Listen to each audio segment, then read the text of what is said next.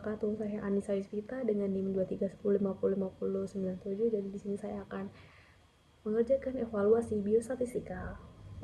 Nah, jadi kita akan menguji yang pertama itu adalah uji normalitas. Nah, uji normalitas seperti apa sih? Jadi uji normalitas itu digunakan untuk menguji apakah data penelitian berdistribusi normal atau tidaknya. Nah, jika jumlah sampel kita kurang dari 50, kita menggunakan uji Shapiro-Wilk. Nah, jika uji sampelnya itu lebih dari 50, kita menggunakan uji Kolmogorov. Nah, jadi kita langsung masuk ke aplikasinya saja. Kita langsung masuk ke aplikasi SPSS-nya. Kita masuk ke variable view, lalu kita non perokok itu adalah soal dari yang kita dapatkan. Setelah itu yang kedua itu perokok. Nah, setelah itu kita ubah desimalnya itu menjadi 0 semua. Lalu kita ubah measure-nya menjadi scale, dan yang bagian perokok pun kita ubah jadi scale. Nah, setelah itu kita masuk ke data view. Nah, di dalam data view ini kita masukkan soal yang sudah diberikan dari jumlah yang terdapat. Itu kita copy paste saja dari jumlah non perokok dan perokoknya, lalu kita pastekan ke SPSS-nya. Setelah itu sudah didapatkan jumlah non perokok dan perokoknya.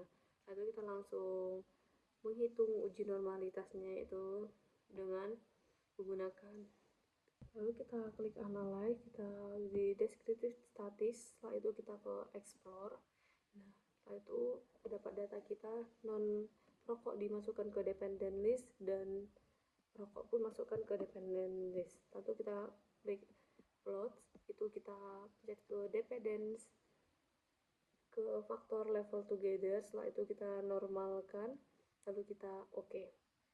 Lalu muncullah hasil dari uji normalitas menggunakan SPSS-nya.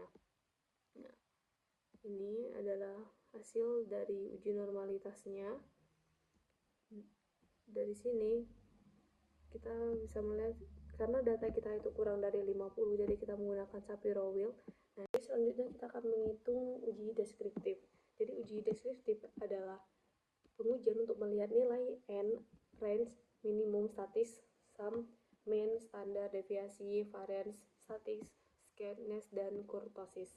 Nah, langkah-langkahnya itu sama seperti tadi saat kita menggunakan uji normalitas. Kita langsung masuk ke aplikasi saja. Lalu kita ke variable view, kita masukkan ke kolom nomor 1 itu non perokok atau sama yang seperti pada soal. Jangan lupa dikasih underscore karena tidak ada spasi pada SPSS. Setelah itu kolom nomor 2 sama juga, kita masukkan perokok, lalu kita ubah desimalnya menjadi 0, lalu kita ganti pada measure-nya menjadi scale. Setelah itu kita ke data view, lalu kita masukkan lagi data yang sama seperti tadi ya pada non perokok dan perokok.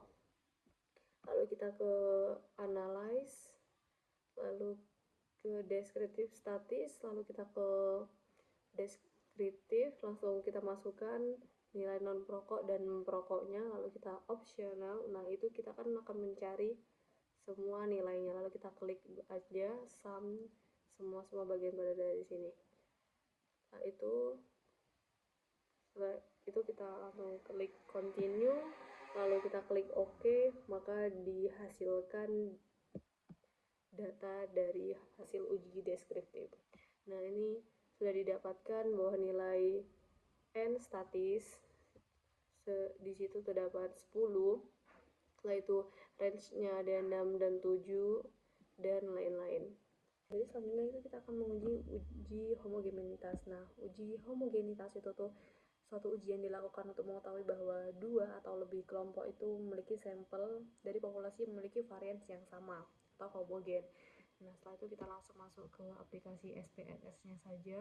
Yang pertama itu kita harus memisahkan terlebih dahulu data non perokok dan perokoknya. Nah, lalu kita copy, kita masukkan ke data view, lalu kita pastekan saja. Setelah itu kita langsung masuk ke variable view. Yang pertama itu kita harus mengubah kolom nomor 1 itu namanya menjadi non perokok dan perokok. Setelah itu yang kita ubah desimalnya menjadi 0, lalu kita ganti nomor 2 itu menjadi data, lalu kita ubah menjadi desimalnya menjadi 0 juga. Lalu bagian label itu kita samakan, kita ganti nama menjadi non perokok dan perokok. Yang nomor 2 kita ubah menjadi data. Lalu kita langsung masuk ke value yang bagian data, yang non itu kita tulis yang value nomor 1 itu non perokok. Nah, terus langsung kita add, lalu yang kedua itu dinamai perokok, lalu kita langsung add juga, langsung klik OK, lalu kita masuk ke bagian data view. Setelah itu kita langsung ke analyze, kita langsung compress min, terus one way ANOVA, lalu kita pindahkan data yang non perokok ke descendants list, terus yang data itu dipindahkan ke faktor, lalu kita option. Nah, terus kita langsung ke homogeneity of variant test, lalu kita continue, lalu kita klik OK. Nah, setelah itu langsung sudah ditemukan hasil dari tes homogenitas varian yang didapat pada nilai segini. Selanjutnya kita ke uji independent sample test. Nah, itu hampir sama. Jadi uji independent sample test itu digunakan untuk mengetahui apakah terdapat perbedaan rata-rata dua sampel yang tidak berpasangan. Nah, syaratnya itu uji statik parametrik ini normal dan homogen. Lalu kita langsung masuk ke aplikasinya saja. Hampir sama seperti yang tadi yang homogen, kita harus memisahkan terlebih dahulu data non perokok dan perokok, lalu kita copy dan kita pastekan ke bagian data view, lalu kita ke variable view, kita ubah namanya sama seperti tadi, non perokok dan perokok, lalu nomor 2 data dan desimalnya dinolkan, lalu bagian labelnya ditulis sama non perokok dan perokok, lalu yang nomor 2 data, terus yang bagian value nya itu sama seperti tadi, yang value 1 itu non perokok, yang value 2 itu perokok. Lalu kita ubah measure-nya menjadi scale, dan yang nomor 2 itu kita ubah menjadi nominal. Nah, setelah itu kita masuk ke bagian data view, kita ke analyze, setelah itu kita ke compress min, lalu ke independent sample test, lalu kita masukkan non perokok ke test variable dan data ke grup variable. Setelah itu kita langsung klik decline group. Grup pertama itu kita tulis 1 dan grup 2 itu kita tulis 2 saja. Terus kita langsung klik OK. Dan sudah ketemu hasil dari uji independent sample testnya. Ini dia hasilnya. Dapat disimpulkan bahwa berdasarkan analisis dan data tekanan darah dari kedua kelompok perokok dan non perokok itu ditemukan bahwa tekanan darah perokok rata-rata lebih tinggi, yaitu pada 131,3 mmHg dibandingkan dengan tekanan darah yang non perokok, yaitu 120,6 mmHg. Nah, dengan perbedaan signifikan yang ditujukan oleh uji T independen, yaitu P itu lebih kecil dari 0,0001.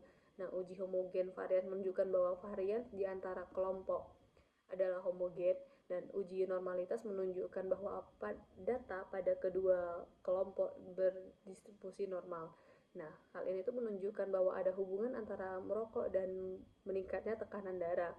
Nah, penemuan itu dapat menjadi dasar untuk meningkatkan kesadaran tentang dampak merokok pada kesehatan, terutama pada kesehatan jantung.